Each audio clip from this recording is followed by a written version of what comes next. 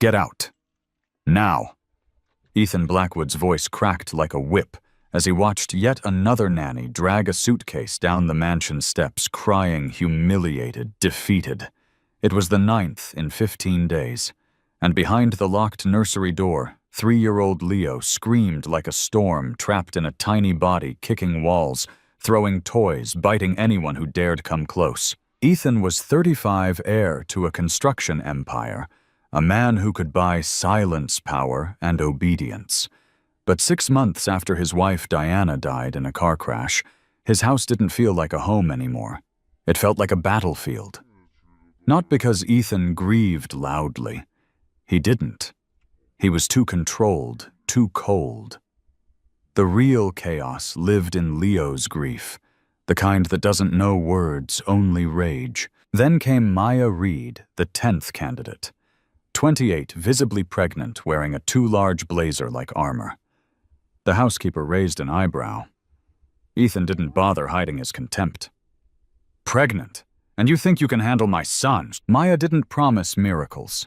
She didn't threaten discipline. She simply said, a hurting child doesn't need to be tamed. He needs to be understood. Upstairs, she didn't force the door open with authority. She opened it with patience. She sat on the floor, spoke softly, let Leo feel her baby's kick, and for the first time in months, the boy's eyes softened. When he finally sobbed, "Mommy isn't coming back," Maya held him like grief was something you could survive together. That night, Ethan found Leo asleep with his head on Maya's lap and realized the mansion had been rich, but never safe. Maya Reed hadn't planned to tell anyone the truth that first day. Not about the baby's father. Not about the eviction notice folded inside her purse. Not about the nights she cried into a pillow, terrified of bringing a child into a world where she barely survived herself. But standing inside Ethan Blackwood's mansion, surrounded by marble floors and emotional ruins lying, felt heavier than hunger. She had been rejected before she even spoke. The housekeeper's eyes lingered on her swollen belly. The agency had warned her this might happen. Pregnant nannies don't get second chances. Still, Maya showed up anyway because desperation doesn't allow pride. It only allows hope, thin, fragile hope. Ethan saw her as a risk. Another failure waiting to happen. "You won't last 2 days," he said coldly. "If you walk out like the others, you don't get paid." Maya nodded. That's fair. But what Ethan didn't know was that Maya had already lost everything once. When her partner disappeared after learning about the pregnancy, when jobs vanished the moment her belly became visible, she learned something brutal about the world. People don't run from responsibility. They run from vulnerability. So she didn't walk into Leo's room like an employee.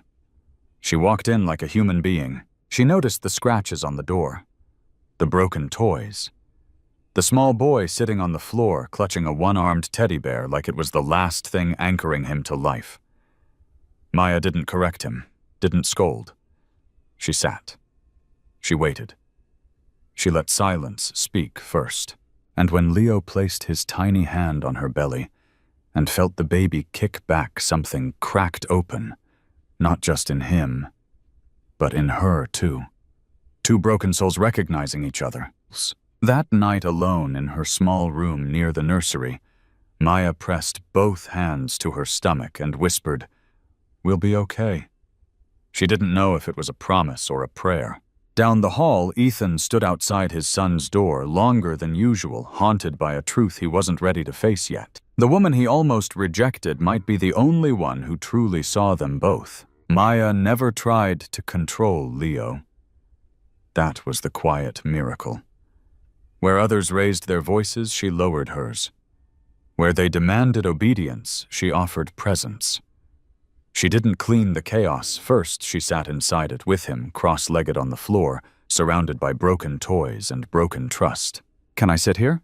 she asked gently. Leo didn't answer. He didn't have to. His small body was tense, coiled like a spring eyes, sharp with the expectation of being punished, restrained, abandoned. Maya understood that look too well. It was the look of someone waiting for the world to hurt them again. She didn't reach for him. She talked about the weather, about the baby in her belly, about how sometimes babies kicked when they felt safe. Minutes passed, then more. Finally, curiosity slipped through Leo's anger like light through a cracked door. He inched closer. When his tiny hand touched her stomach and felt the baby move, his breath caught. He said, "Hi," Maya smiled. For the first time in months, Leo smiled back. The dam broke slowly after that. Not with screaming, but with shaking sobs. "Mommy isn't coming back," he whispered the words, tumbling out like they'd been rotting inside him. Maya's eyes filled with tears, but she didn't rush to fix the pain. She pulled him into her arms and let him cry until his breathing slowed, until his body remembered what comfort felt like. "You're not bad," she told him softly. "You're hurting. That's different." They cleaned the room together, not because it had to be clean, but because it was his. He chose where every toy went. He decided what stayed, what didn't. Control given back gently. That evening, Ethan came home braced for noise, for destruction, for another failure. Instead, he found silence, not the heavy, dead silence he had grown used to, but a living one. Upstairs, Leo slept with his head resting on Maya's lap, his face peaceful, his hands unclenched.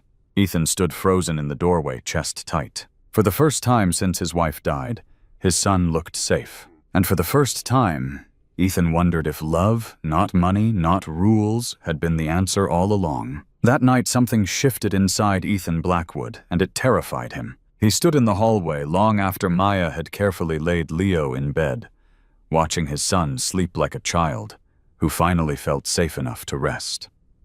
Leo hadn't fought bedtime. He hadn't screamed. He hadn't begged for the light to stay on. He had simply whispered, "Will you be here tomorrow?" And Maya had answered, without hesitation. Ethan didn't remember the last time he'd heard certainty in his own house. At dinner, he expected the familiar disaster. Spilled food, screaming, plates shattered in anger. Instead, Leo climbed onto his chair and waited. He ate slowly. He actually talked about the garden, about the baby in Maya's belly, about how Daddy should feel the kick someday. Ethan nodded, distracted, stunned, watching his son like he was seeing him for the first time. Later that night, after Leo fell asleep, clutching his worn teddy bear, Ethan called Maya into his office. "What did you do to him?" he asked, his voice low, not accusing, confused. Maya didn't smile. She didn't take credit. "I listened," she said. "Really listened." "That's it," Ethan scoffed quietly. 9 professionals tried that. Maya met his eyes steady and calm. Did any of them talk to him about his mother? The question landed hard. Ethan opened his mouth, then closed it. "No one had. He knows she's gone." Maya continued gently, but no one explained what that means. So he filled the silence himself. He thought she left because of him. The room felt suddenly too small. "My son thinks his mother died because of him," Ethan whispered. Maya nodded. Children do that. They blame themselves when adults don't give them words. For the first time in 6 months, Ethan felt his throat tighten. His chest burned. He turned away, pressing a hand to his face, ashamed of how long he had avoided his own pain and his son's. "I thought if I stayed strong," he said hoarsely. "If I didn't talk about it, it would protect him." Maya's voice softened. Avoiding pain doesn't protect children. It teaches them to suffer alone. That night, Ethan sat on the edge of Leo's bed long after the house went quiet. He talked clumsily, honestly about Diana, about how much she loved him, about how losing her hurt him too. Leo listened, then asked, "So it's okay if I'm sad?" Ethan pulled his son into his arms, tears finally breaking free. "It's okay," he said. "We'll be sad together." From the hallway, Maya watched silently, one hand resting on her belly, eyes full. She hadn't just helped a child heal. She had given a father permission to grieve and to begin again. The change inside the house did not go unnoticed, and it did not go unchallenged. 2 weeks after peace returned to the mansion, Margaret Blackwood arrived unannounced. Ethan's mother. Elegant, immaculate, sharp-eyed in the way women become when they are used to being obeyed. She stopped short the moment she saw Maya in the garden barefoot on the grass, laughing, as Leo chased bubbles around her swollen belly. Margaret's smile froze. "What is that?" she asked later, voice low and clipped, as if Maya were a stain on the marble floors. "A pregnant nanny. Do you have any idea how this looks?" Ethan stiffened. "It looks like my son is happy." "Happiness is not the point," Margaret snapped. "Reputation is. People will talk. They'll assume things. That you've lost control. That you've been careless." Maya heard every word from the other side of the glass. She pretended not to. She always did. Margaret didn't stop there. She brought friends. Wealthy widows. Polished women with soft laughs and perfect manners, each introduced like a solution. They complimented the house, praised Leo from a distance, spoke of structure and proper upbringing. One of them crouched awkwardly to offer Leo a gift, expensive, shiny, meaningless. Leo glanced at it, then ran back to Maya. "I want to stay with her," he said simply. The room went silent. That was when the whispers began. "She's manipulating the child. She knows exactly what she's doing. Women like her always do." Ethan tried to ignore it, but doubt has a quiet way of planting itself. He started watching Maya more closely. Too closely. Wondering if the gentleness was strategy, if the patience was performance, if real love could come from someone with nothing to gain but survival. Maya felt the shift immediately. She answered questions with fewer words, kept her distance when others were around. At night, alone in her room, she pressed her hand to her belly and fought the old fear, the one that said, "You don't belong here." Leo sensed it too. "Are you leaving like the others?" he asked one evening, voice small. Maya knelt in front of him, heartbreaking in familiar places.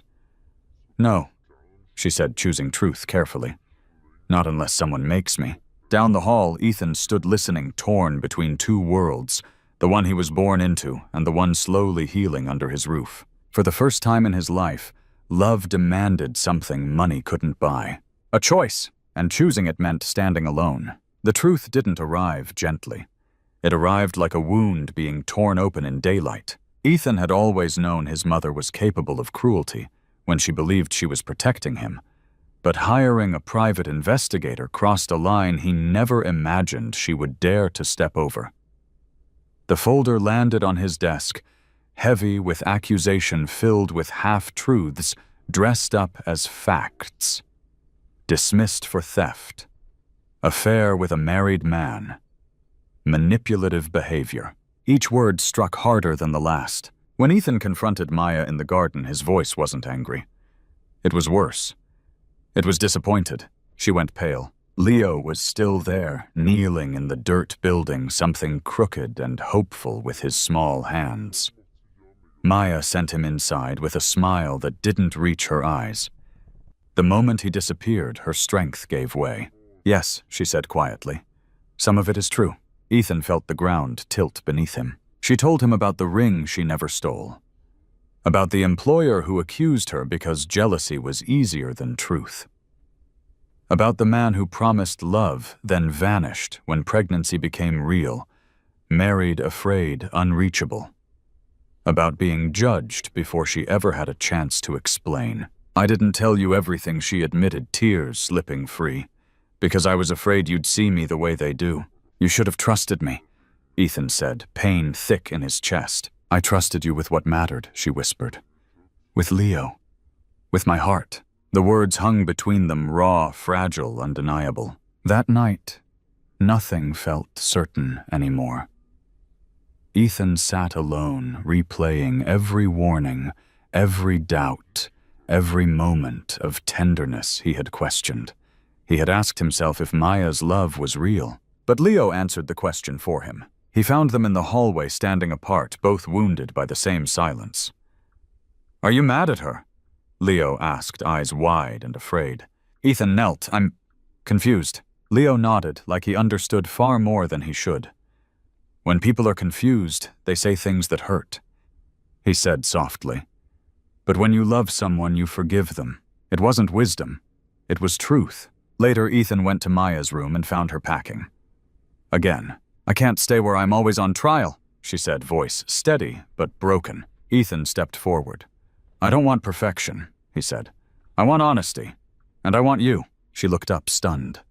Even now, especially now, in that moment, Ethan understood something that power had never taught him.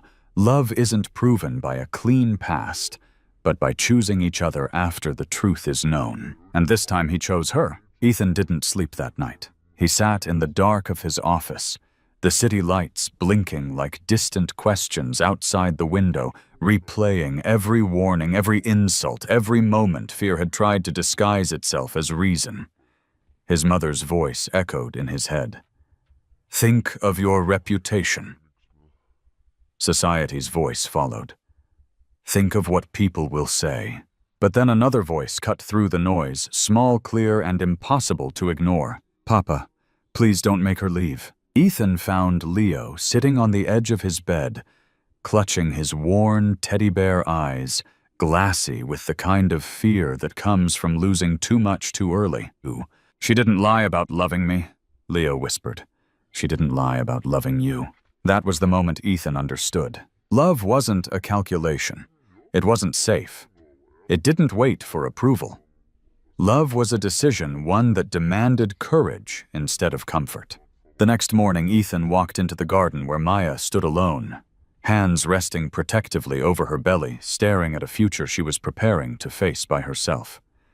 She looked tired, worn down, ready to leave with dignity if she had to. I've made my choice, Ethan said quietly. Maya turned, bracing herself. I know, she replied. I'll start packing. No, he said firmly, stepping closer. I chose you, she blinked. Ethan, your mother, can think whatever she wants, he interrupted. So can everyone else. He took a breath, steadying himself.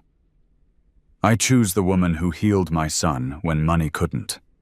I choose the mother who taught him how to feel safe again.